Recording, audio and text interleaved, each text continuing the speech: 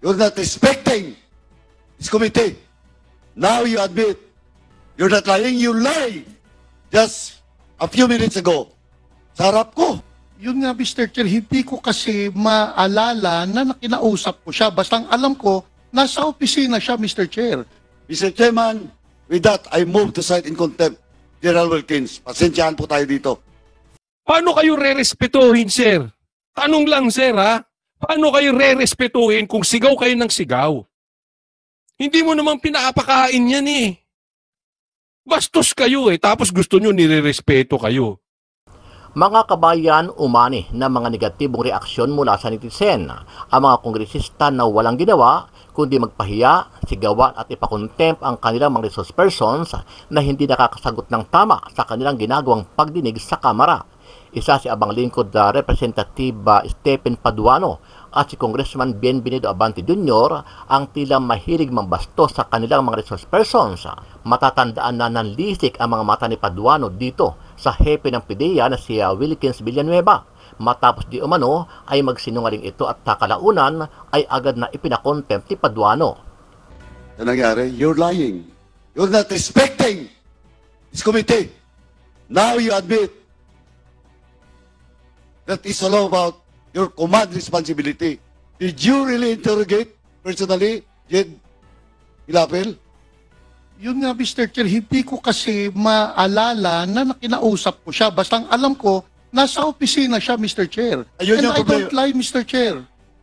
You're not lying, you lied just a few minutes ago. Sa harap ko. Also, Mr. Chairman, with that, I move to cite in contempt General Wilkins. Pasensyahan po tayo dito. Dahil sa ginawang asal ni Paduano dito kay General Wilkins Villanueva, nakatikim ang kongresista ng batikos mula sa netizen at sa ilang grupo, maging sa mga vloggers na nakakapanood sa kanila. Ayon sa isang Banateros brothers na si Cos Oli, hindi na maganda ang mga ginagawa ng ilang kongresista sa kanilang mga resource persons. Kaya naman yung ibang iniimbitahan nila ay hindi na muling bumabalik sa Kamara sa oras na ipinapatawag ulit sila ng mga ito. Hindi wala akong nakita masamang reaksyon ng mama, eh. Hindi, sir, tatandaan natin general yan. Wala namang bastusan sana. Resource person, hindi namang convicted yan, eh. I don't see na binabastos ka. Mainit lang lagi ang ulo mo. Ganyan ba dapat ang resource person? Sabi, pambihira. Matindi kayo, executive na kayo. Kayo na nagdi-design. Tapos sisigawan mo. General yan, eh. Paano kayo re-respetuhin, sir? Tanong lang, sir, ha? Paano kayo re-respetuhin kung sigaw kayo ng sigaw? Hindi mo naman pinapakain yan, eh. Pinalamon mo ba yan? Kung may kasalanan, wala tayong problema, ikulong. Dali nyo sa korte, hayaan nyo yung korte mag-judge, tapos ipakulong ng korte.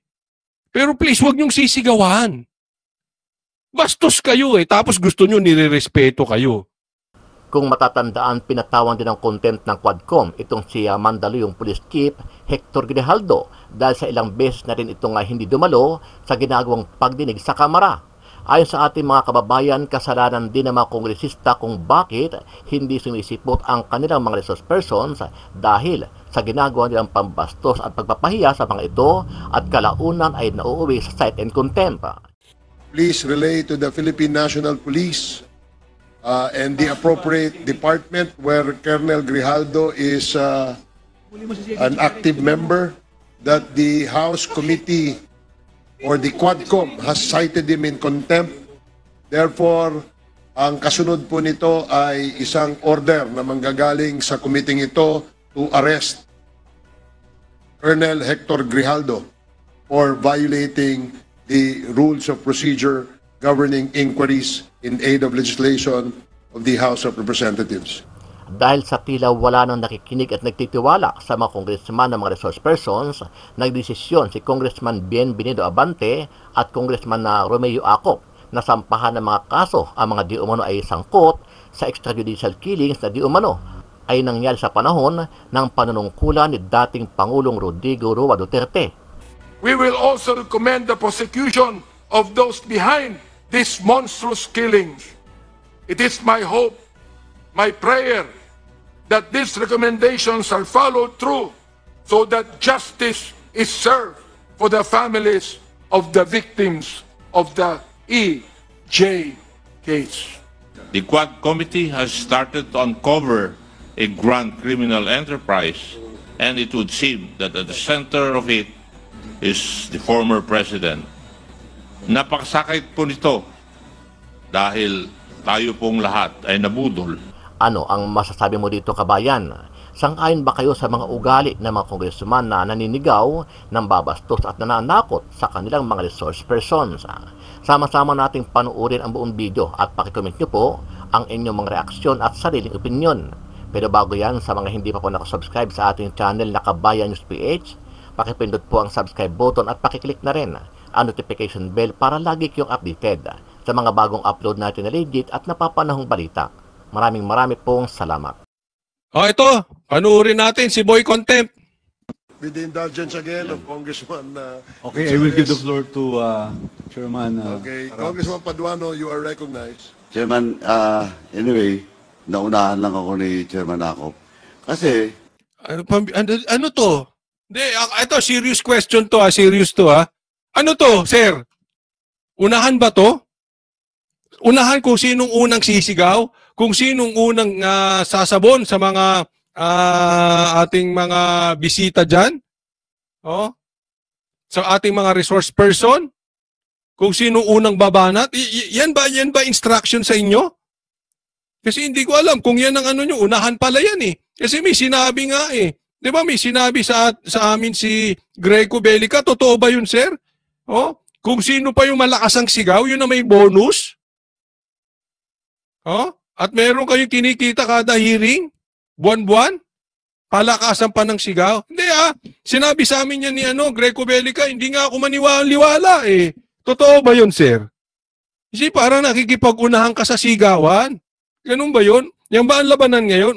Sigawan? Nagtatanong lang, sir, baka pwede namang magtanong. Siguro hindi ka naman hari na hindi pwedeng tanungin, di ba? General Wilkins, eto, last warning ko sa iyo. Oy, winarningan, General. Ako, siga, warning yan, General. Sa nangyari, you're lying. Gusto mo i-cite ko na? Tinan mo, nanlalaki yung mata, Parang nakasabu. Hindi kita pinagbibintangan nakasabu, Parang ganyan,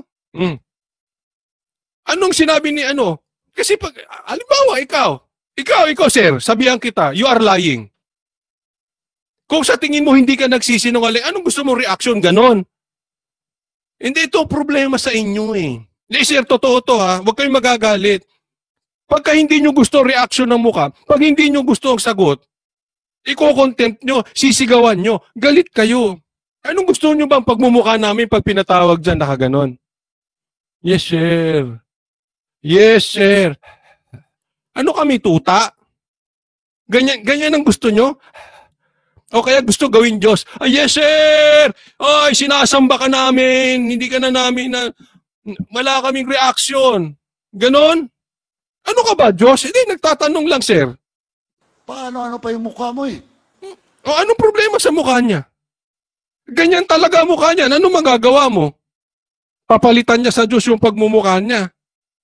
Hindi wala akong nakita masamang reaction ng mama eh.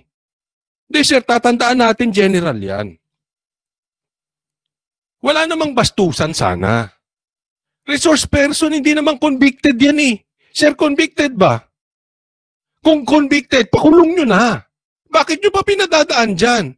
But as far as I know, hindi namang convicted. So, irespeto nyo, General. I really don't care kung may kasalanan siya o wala. Hindi ko alam kung may kasalanan siya o wala.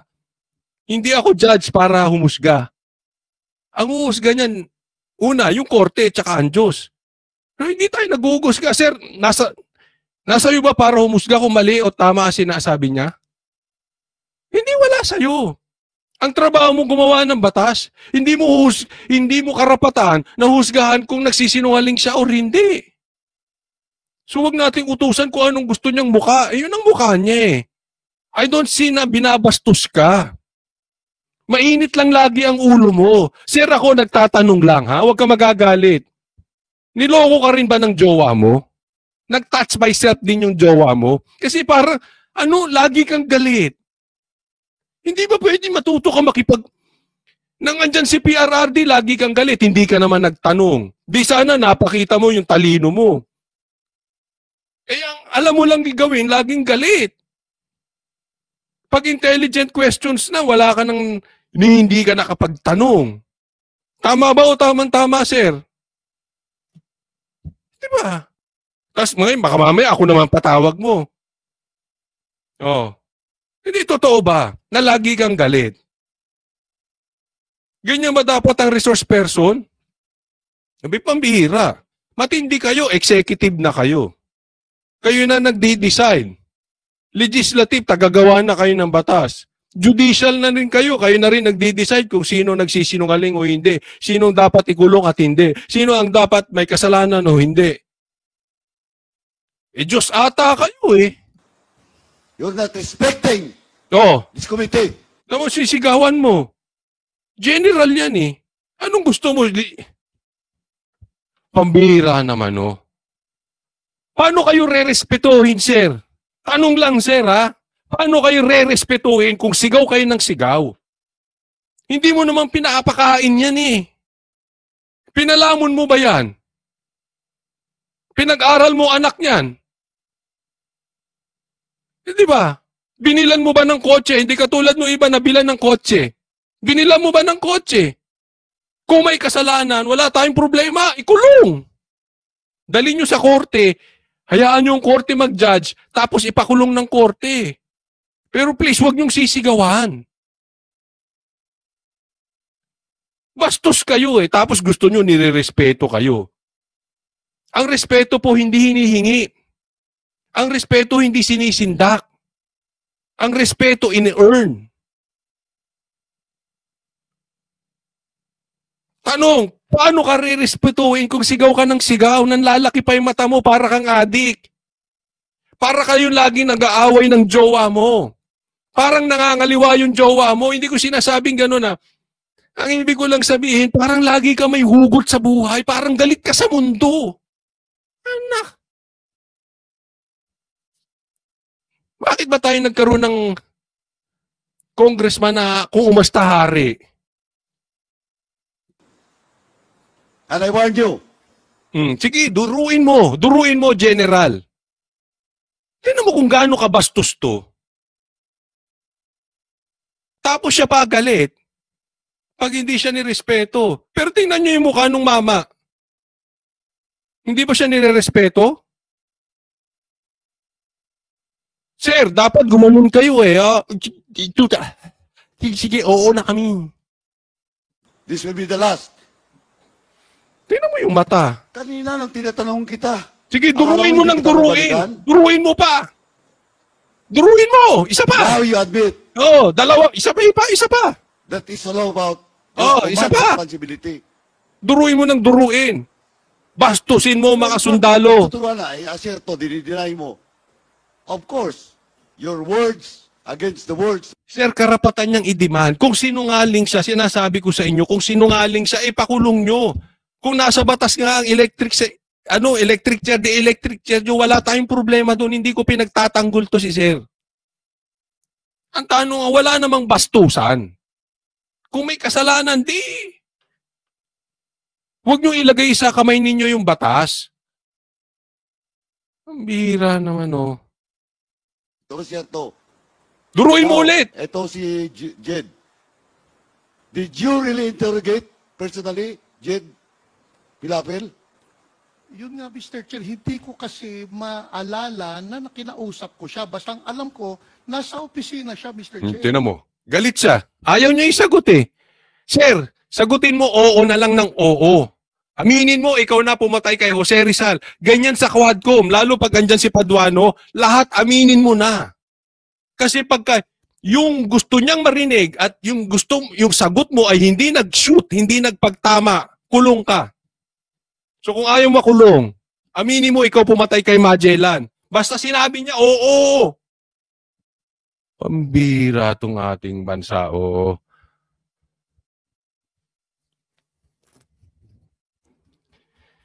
Nako. Marcos, nilagay mo kami sa alanganin, animal. Animal na tong bansa natin. Para tayong nasa kural.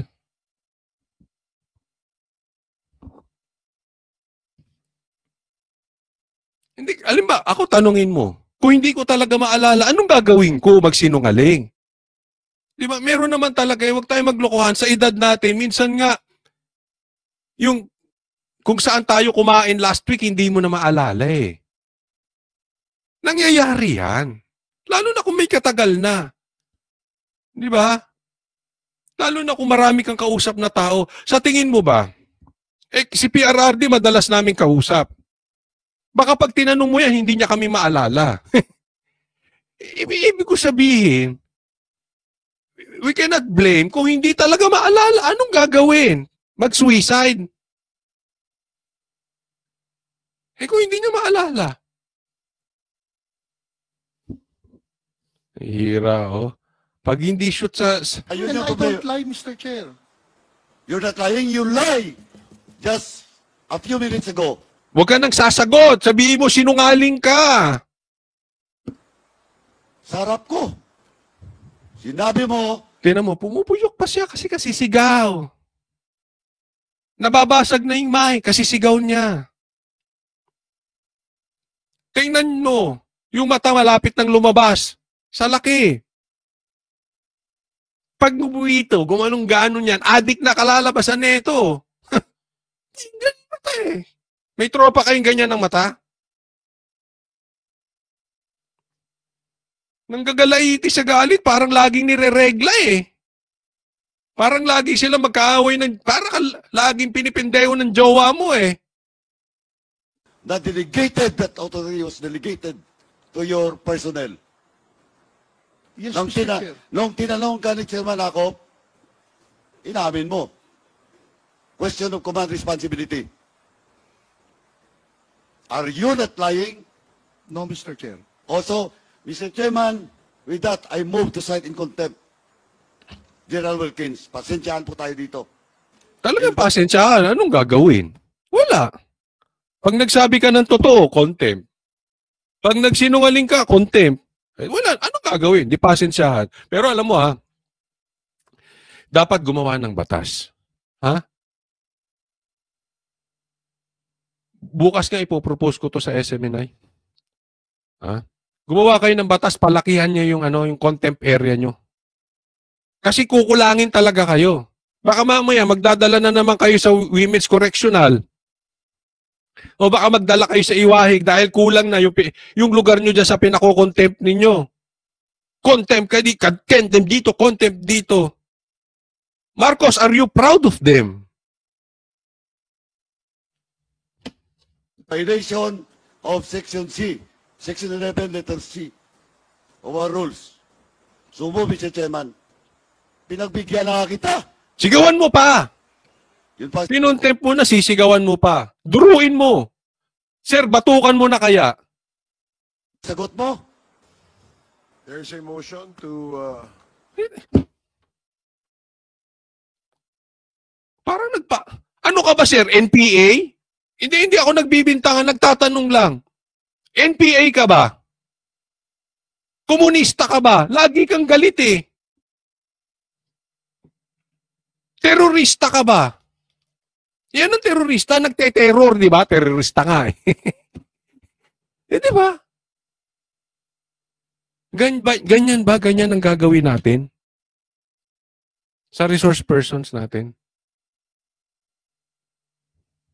Na-weaponize mo yan, Marcos. And you cannot do anything about... Hindi ako Marcos, huwag ka magagalit ha. Yan ang tanong ng bayan. Inutil ka ba talaga? Marcos, inutil ka ba? Na-weaponize itong mga ganito. cite in contempt General Wilkins Villanueva for violating Section 11. Yan na nga natin yan. Next tayo. Umiinit ang ulo ko eh. Oh. Next tayo. Painitin ko lalo ulo ninyo. Ito naman. Tingnan natin yung binubuong pelikula ni Castro. Oh. Castro, mag-ayos-ayos ka naman, pambihira. Ang laki-laki ng sahod mo. para kang pinabili ng suka. Nabili mo na ba yung suka? Na makapag-ayos ka, Castro.